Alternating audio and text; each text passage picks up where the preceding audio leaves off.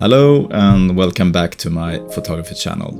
So this video is gonna be somewhat of a Christmas special video, I feel. First of all, I got this new Christmassy light going on here in the background. And I got this new LED panel that lets me do some videos during dark months here in Sweden. It's almost impossible to go outside to shoot any photographs anyway, it's too dark. But I also got very inspired by a new camera that I bought and had been looking for a long while actually. It's an upgrade of an old camera that I also loved using and that I had 2 copies of actually. The camera I'm speaking of is of course the Nikon D4. And the upgraded version that I've been searching for such a long time is the Nikon D4S. And I found this beautiful Nikon D4S in almost perfect condition. It was only 5,000 pictures, around that mark, taken with it. And as you can see, there is not a mark on it, almost. So I was very happy to find this, finally, and being able to use it. I haven't tried it that much, but I did manage to test it out in an opportunity a few weeks after I got the camera. And I will tell you a little bit more about that soon. So let's go over some of the basic specifications of the Nikon D4S. Not much has changed from the Nikon D4 to begin with, but some of the upgrades are pretty significant, and I'll tell you what those are. So to begin with, it has that 16.2 megapixel sensor, the same lovely sensor as the dependable Nikon DF I got back here. The sensor that I love and I think is a selling point for me, at least with all those 3 cameras that I own. And otherwise it's got a X-Speed 4 processor, so very snappy camera. And I think that also ties in with the upgraded AF system, the 51-point focus system. And it also added something called Group Area AF that lets you nail focus in a chaotic shooting situations. On a football field, for example, where you have a lot of moving subjects going around and you want to track one subject and something pops in front of the camera and you can still be able to track what's behind there. That's how it was explained to me, at least, how it works. Otherwise, it's a robust professional Nikon camera, so you got that same weather-sealed body as the D4 as well. Otherwise, they also upgraded the battery life, so they have a new battery that also works or fit the Nikon D4 as well. Otherwise, it's the same charger, but will give you a little bit more battery life, so that's very nice as well. So I obviously wanted to test my new camera, the Nikon D4S, and I was sort of waiting for a good opportunity to do that. That opportunity popped up a few weeks after I got the camera actually, in the form of a good colleague of mine, a friend called Christine. She has a horse called Robert, or Robban, and I've been shooting his pictures a few years ago as well, several times. So this opportunity popped up because Christine felt that Robert was getting up there in age, and she wanted to create some memories to remember him by. So she contacted me and we decided on a day a few weeks later. The day arrived and it was a beautiful day, just a crisp autumn day with a lot of sunshine. And we really looked forward to getting out into the forest and showed some pictures of Robert. So I was really looking forward to shooting with the Nikon D4S and testing out the new AF system. But I needed 2 good lenses to bring with me, and one fast lens and very versatile lens was the 7200 VR2 lens. I saw myself using it when Robert was galloping around and doing speedy circles and so on. So that was my plan anyway. And also I brought the Nikon 105mm f1.4, one of my favorite portrait lenses. My plan there was to use the sun as a backdrop in the forest and get some nice light on Robert and then shoot some really nice portraits. And I think we succeeded in that, but I will show you those photos a little bit later in the video. Other than that, those two lenses and the Nikon D4S are quite heavy, a heavy package altogether, so I didn't want to bring anything else because I know we're gonna do a lot of running around and being quick about it, so I didn't need any more lenses to drag me down along the way. So without further ado, I think it's time to share some of the photographs that I took of Robert in the forest that day. And I hope I managed to convey some of the feelings that we had from that day. I was very pleased with the photographs afterwards, and I think Christine was as well.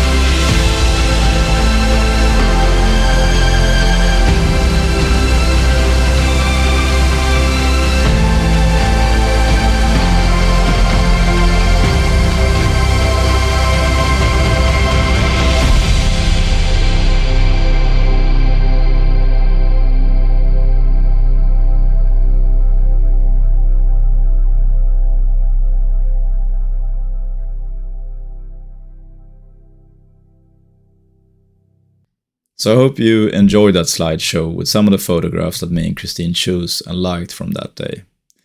Then I also got something pretty sad to share. A few weeks after that photography session, I read on Christine's Instagram and I saw that Robert actually passed away. Pretty unexpected for me at least, and very, very sad to hear.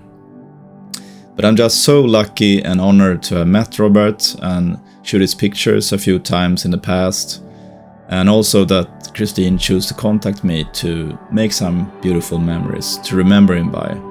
So thank you for that, and thank you for all the times that I have met Robert. Also, he actually cured my fear of horses, which is not a small thing.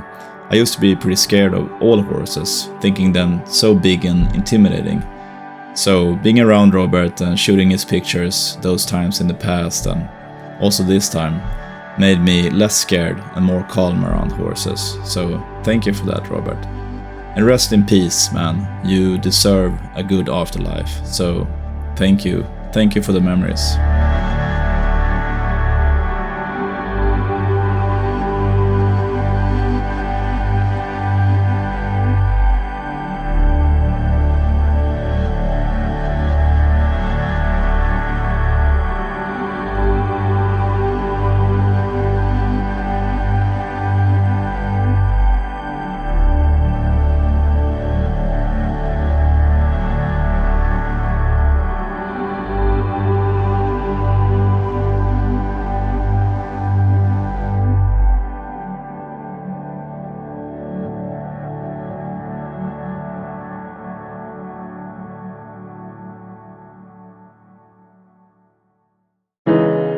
So after that rather sad note, let's end this video on a high note as well.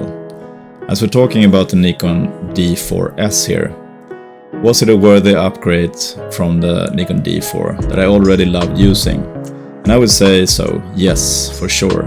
The snappier AEF and also the ISO capabilities and also the extra battery life, everything is coming in handy in the future.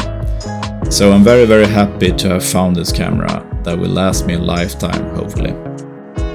It's all I ever need from a DSLR, to be honest. And in 2025, this camera is everything you need. And why not pair it with the beast of a camera here as well? Look at this, the DF and the D4S. With these two cameras you can do everything you want and more. So this is my recommendation if you ever need a DSLR. And that won't break the bank either these days. So try to find one of these or both, hopefully in good condition, and you're all set for everything you need to do. And you will be consistent as well, as they had or share the same sensor, that beautiful sensor that I just love. So yeah, this is my recommendation.